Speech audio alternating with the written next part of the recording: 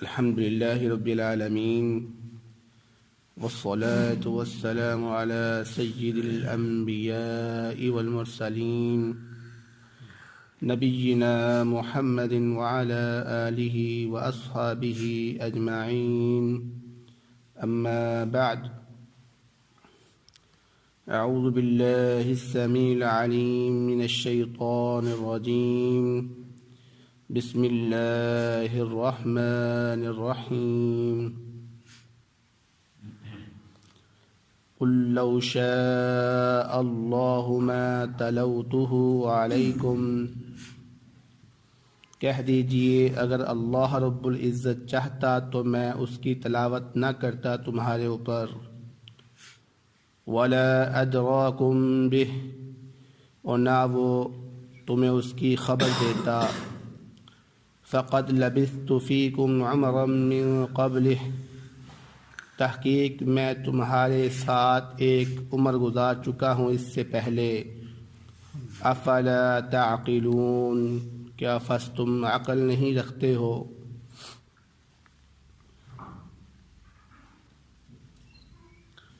سورۃ یونس کی آیت نمبر 16 آپ کے سامنے تلاوت کی گئی ہے۔ اس آیت سے پہلے جو آیت گزری ہے اس میں مشرکین مکہ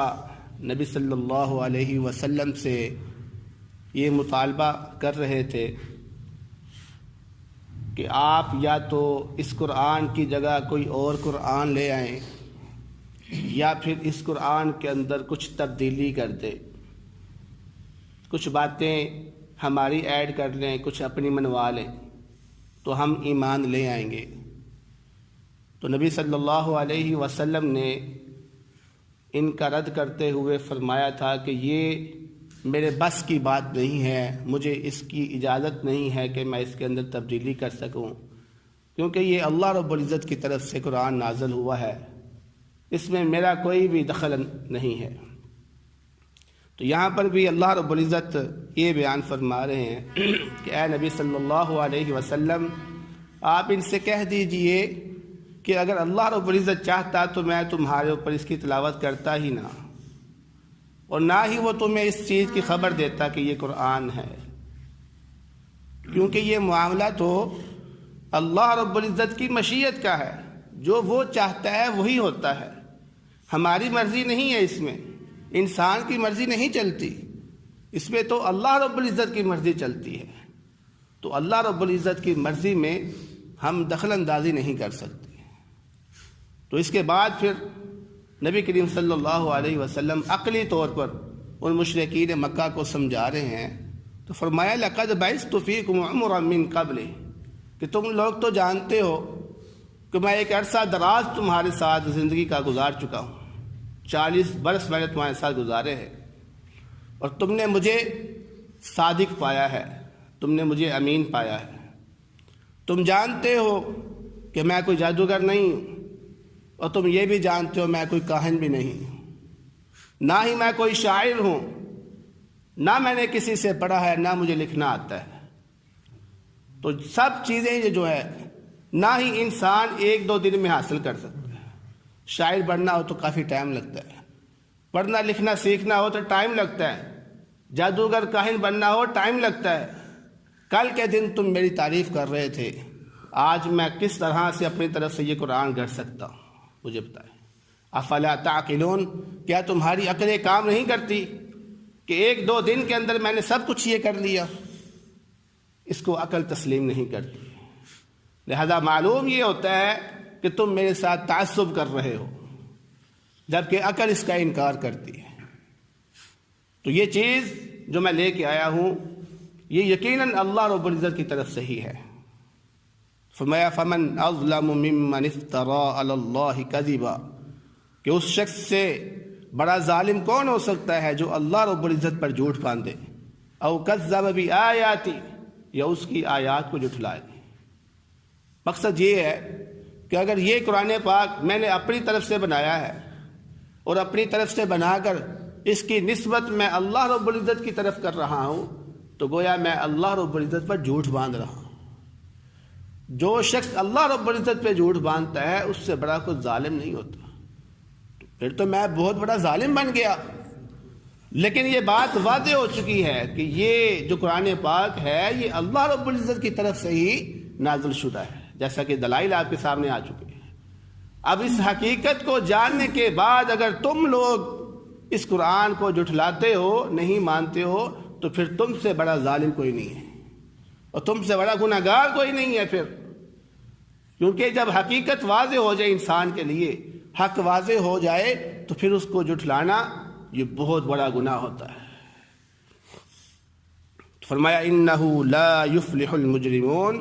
بے شک جو مجرم لوگ ہیں وہ کبھی بھی کامیاب نہیں ہو سکتے، وہ کبھی بھی فلاح نہیں پا سکتے۔ وَيَعْبُدُونَ مِن دُونِ اللَّهِ مَا لَا يَضُرُّهُمْ وَلَا يَنْفَعُهُمْ، اور وہ عبادت کرتے ہیں اللہ رب العزت کے علاوہ اس چیز کی جو نہ ان کو نقصان پہنچاتی ہے اور نہ ان کو نفع دیتی ہے۔ وَيَقُولُونَ هَؤُلَاءِ شُفَعَاؤُنَا عِندَ اللَّهِ، اور وہ کہتے ہیں کہ یہ ہمارے سفارشی ہیں اللہ رب العزت کے ہاں۔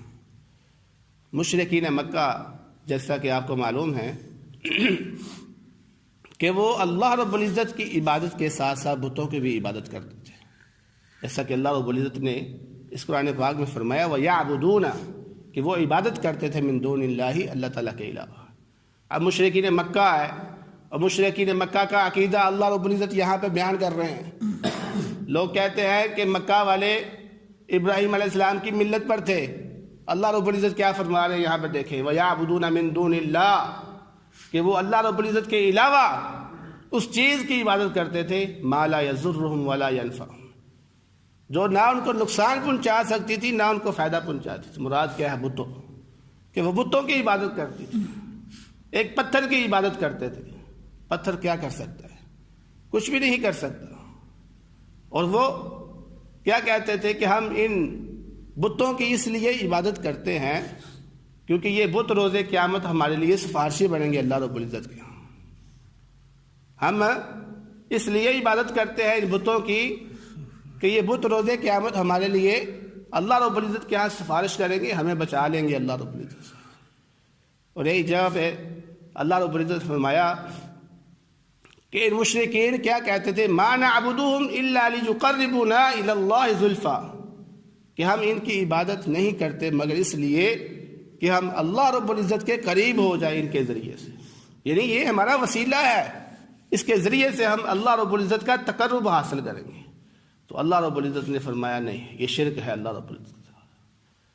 اب اس چیز کو عقل بھی تسلیم نہیں کرتی کہ ایک انسان اگر ہوتا، ایک انسان سے اگر دعویٰ کیا جائے کہ یہ میرے کام آئے گا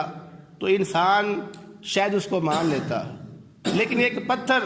جس کے پاس نہ روح ہے، نہ وہ سن سکتا ہے، نہ وہ بول سکتا ہے، نہ سمجھ سکتا ہے، اللہ رب العزت نے اس کو کسی چیز کی طاقت نہیں دی، تم اس کے اوپر بھروسہ کر کے کہہ رہے ہو کہ یہ ہماری سفارش کریں گے، اس کو عقل تسلیم نہیں کرتی۔ تو فرمایا قُلْ أَتُنَبِّئُونَ اللَّهَ، کیا تم اللہ رب العزت کو خبر دے رہے ہو بما اس چیز کی لا يعلم فی السماوات ولا فی الارض، جس کو وہ نہ زمینوں میں جانتا ہے نہ آسمانوں میں جانتا ہے۔ یعنی کیا ایسا ممکن ہے کہ اللہ رب العزت کو کسی چیز کی خبر نہ ہو اور تم بتا رہے ہو کہ اے اللہ میں آپ کو بتاتا ہوں کہ یہ بندہ بڑا نیک ہے، اس کو آپ معاف کر دیں؟ کیا ایسا ممکن ہے کہ آپ کسی کی سفارش کرنے کے لیے اللہ رب العزت کے پاس جائیں اور اللہ رب العزت کو اس بندے کا علم نہ ہو؟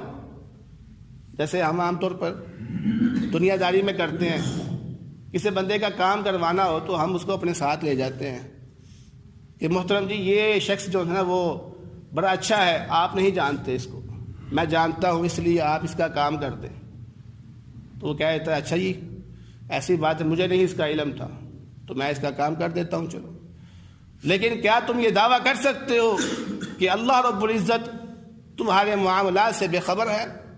ہرگز نہیں، کوئی بھی شخص یہ دعویٰ نہیں کر سکتا۔ وہ علام الغیوب ہے، تمام غیب کا علم رکھنے والا ہے۔ کوئی ذات دنیا کے اندر یہ دعویٰ نہیں کر سکتی کہ میں اللہ رب العزت کو اس چیز کی خبر دیتا ہوں، اللہ رب العزت کو اس کا علم نہیں ہے۔ تو جب اللہ رب العزت کو ہر چیز کا علم ہے تو پھر تم کس طرح یہ کہہ سکتے ہو کہ یہ ہمارے سفارشی ہے؟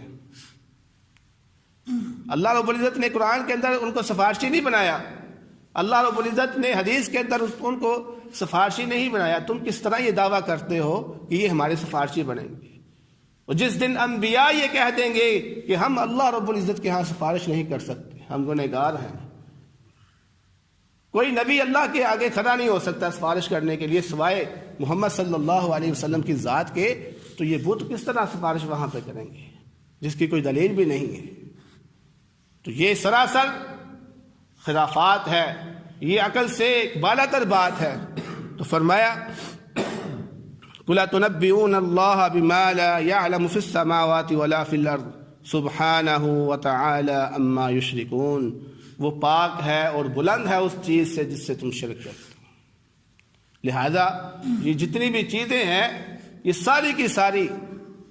اس کو عقل بھی تسلیم نہیں کرتی ہے، اور نہ ہی اس کے اندر قرآن پاک کے اندر کوئی دلائل ہے۔ بعض آ جاؤ، توحید کی طرف آ جاؤ، اللہ رب العزت کی طرف آ جاؤ، ایک اللہ کی عبادت کرو۔ یہ جتنے بھی تمہارے ذہنوں کے اندر تعصب ہے اس کو تم چھوڑ جاؤ، تم کامیاب ہو جاؤ گے۔ دعا ہے اللہ رب العزت سے جو سنا ہے اس پر عمل کرنے کی توفیق عطا فرمائے۔ بہترین صدقہ جاریہ حاصل کرنے کے لیے اس ویڈیو کو لائک، کمنٹ اور شیئر کرنا مت بھولیں۔